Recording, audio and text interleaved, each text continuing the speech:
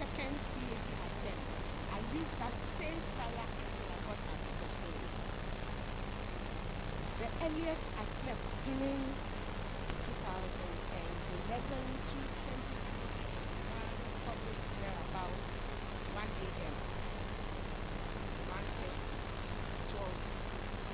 So now, I can't sleep. Even though I'm not doing anything to do, I can't sleep.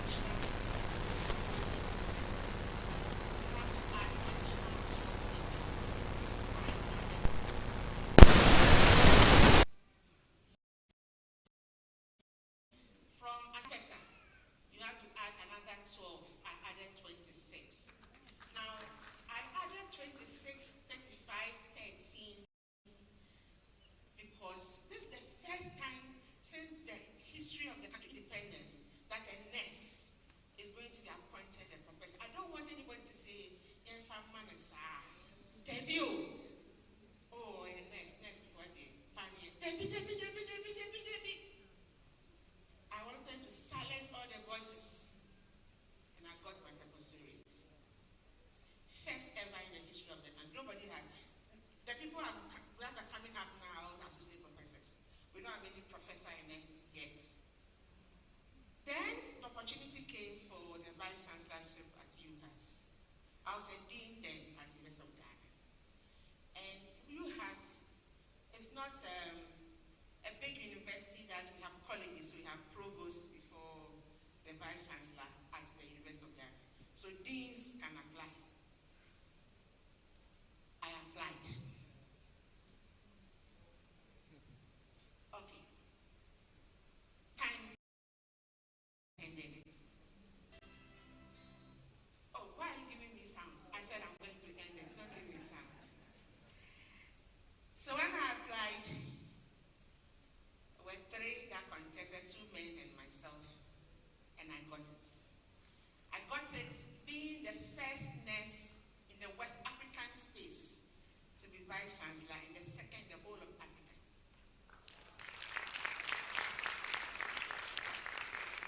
I didn't break the barrier when I was a dean. I didn't break the barrier when I became professor. I started breaking the barrier small from that village until I broke it. So on this note, I wish you all the best, and I want to see you breaking your barriers when I'm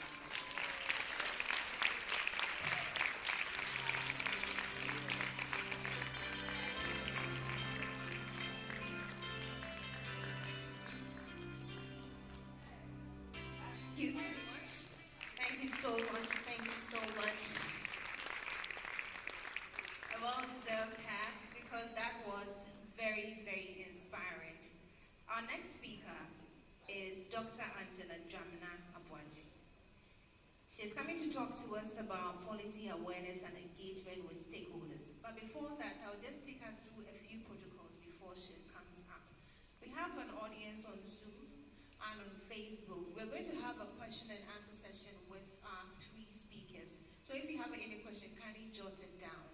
And if you're live on Facebook, you can write your question down, we'll pick it and then we'll ask them. If you're on Zoom also the same way. Now, if you're here and you're yet to be registered onto the Ghana Growth Program, there is an opportunity for you to do that. If you're here, you can just signal any of the facilitators around. We can do that for you when we close. If you're on air, you can just log on to springboard.com.gh/Ghana Growth and you'll find all the information available there. So without much ado, let's give a hand of applause to Dr. Angela to take us through the next session. Thank you. Yes. Great. Which one is like? Right. Good afternoon, all of you. I hope you're doing well. Great. And your lunch was not too heavy, so don't sleep. Because we've had an inspiring talk from Professor Aziato. I have heard her story before, but today she's added more meat. So I think we need a longer session. Please give her a round of applause. That's an inspiring story. And I believe that many of us have picked many things from here in terms of how to break the glass ceiling. I'm glad to see many young women here. What I'm going to do is not a story or like my story, but rather to present to you that you are able to make a difference in terms of how things change in the country. Do you get what I mean? You are able to make a difference. So even though this is not a story, I would want you to think through it because many of us have identified issues that we might want to work on. And some of those issues are not things that you can work on in your home and it will affect anybody. You would have to work on it in the public space. You have to break some barriers and some glass ceilings with different people who have power to change that issue. Please do get what I'm saying. And this is what we're going to talk about. Because today's roadshow is looking at opportunities in the agri sector, in technology, in this and that. But it's also about you and how you can make a difference in your community and in your society. Can we go to the next slide? This is policy, engagement, and awareness. Policies are made by our governments to address issues, developmental issues.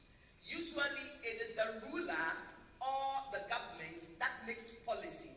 But there are also other institutions. For example, any institution would have policies to guide and to govern the places where they are, okay? But usually when it comes to the government, they make the bigger policies, education policy, TVET policy, what policy again? What policy? Health policy. Big policies that affect all of us, whether you like it or no. The reason why this is important is that when they have made the policy, it will affect you. If they make policy on ECD and they don't tackle DUSO, whether you like it or yes, it will affect you. And that is why we need to understand policy making and why we need to affect it at the levels where we are. So a policy is a course or principle of action adopted or proposed by a government to address a particular issue for the benefit of a country or a benefit of a group of people. Let's go to the next slide. Now, that is what I just said. Oh, okay, so I can use this. Technology. Policy on technology. This one goes down, right? Good. Great. All right. So, there are many problems facing society. And even if you don't want a problem will be there, okay? And because of these problems, national governments have to do something about those particular problems. That is why they do policy. Now, for example, policies on sufficient energy. If you want to reduce the plight of tenant farmers, you need a policy to cover it. So you can use that policy to address their questions. If you want to reduce youth employment, we have a national youth policy. But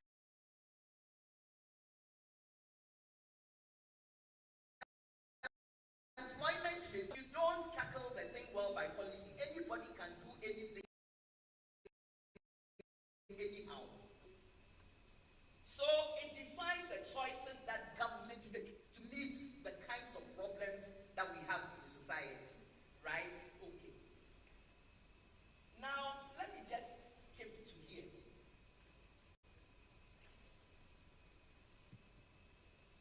Many of us in this room want to become advocates. Who is an advocate? Who can tell me who an advocate is? Anybody? An advocate, that's what, yes, I can see you want to. Yeah. Yeah, I'll be happy to hear you. An advocate, that's what? Who speaks on behalf of other people? An advocate. In the past, an advocate was a lawyer. That's why sometimes they describe lawyers as senior advocates, okay? And an advocate is somebody who speaks on behalf of other people. Many of us here, like the young women we met this morning, they want to make a difference. They want to speak on behalf of some people who don't have mouths. They want to do things to change the lives of people who cannot do anything about their own situations unless somebody helps them to speak about their issues. So if you become an advocate, or you want to be an advocate, you need to understand policy-making processes, okay? Because if the situation you want to change has to do with a law or a policy, and you don't know what to do, you won't know how to tackle it. And that is why it is important for us to know the policy-making processes. Many times, policies are proposed by the executive of the government. So you would realize, for example, that if we need a national youth policy or something, it is the Minister of Youth who will prepare the proposal and then will probably bring it to Parliament sometimes. But many times they will take it to the cabinet. That is where they will look at it, go through many processes before it becomes a policy. Sometimes parliamentarians also make laws, but before they make the law, a policy reason must be given for the law. So for example, when we wanted the Domestic Violence Act to be passed, we had to convince parliamentarians that there is a good policy reason for passing the act. Many women and children were dying, and some men too, and we need to address that. So they had a policy reason for bringing about the Domestic Violence Act. Then sometimes interest groups, let's say an interest group like what? The Bobobo group of the Bobobo, what's your name? What was your name? Some very interesting groups. The Bobobo groups think that Bobobo groups are being discriminated against in the arts and culture field, and they decide that they want to make sure their interest is heard. Then they can lobby the people in power to say, look, we don't want Bobobo groups to be relegated to the background. They never get invited to the National Theatre. They never get invited to presidential activities. We too, we want to be there. They can lobby the policymakers to make sure that a policy will come concerning that particular matter. So let me go back again. There are stages of the policy process. You have to identify a problem. That's the number one. If there's no problem, please go to sleep. Don't come and disturb anybody.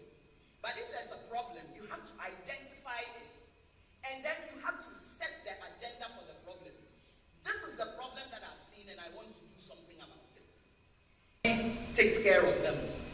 Nobody is kind to them most of the time. They don't have any contract when they go to work. They don't sleep on time. They don't eat the food that we eat in our homes. You know about that. A lot of domestic servants are in trouble. There is no law that covers them. And we decided, no. We can't have that. So our group policies that we will bring to government say domestic servants also need regulations to cover them. So when you hire a domestic servant, you must be able to give them a contract. You must be able to say, I'm paying you this much. This is when you have a holiday. On Saturdays, it's your free day. We can't let them work from morning till night without any such thing. So we actually formulated this proposals, placed them before the government. We did many things. Now we have the domestic servants regulations captured in our laws in Ghana. Do you understand what I mean? But it took a